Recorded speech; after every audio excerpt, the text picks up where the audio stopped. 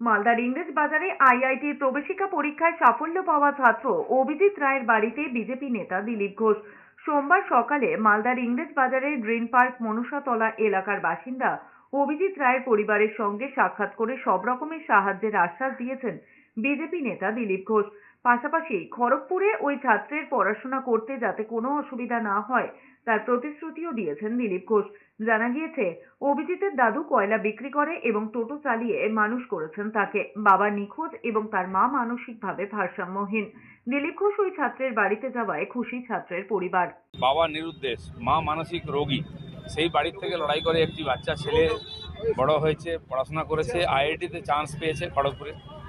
আমি শুনে তার সঙ্গে দেখা করতে এসেছিলাম। আমাদের জেলা প্রেসিডেন্ট নিজে তার জন্য কিছু সামগ্রী, ব্যাগ, বইয়ের ব্যবস্থা করেছেন, আর তাকে সেটা দিয়ে গেলাম। আজকে আমরা আশীর্বাদ এবং শুভেচ্ছা জানিয়ে গেলাম। এবং খড়গপুর যেহেতু আমার পুরনো জায়গা, ওখানে গেলে কোনো দরকার হলে যাতে সহযোগিতা পায় সেটাও বলে গেলাম, ফোন নম্বর দিয়ে গেলাম।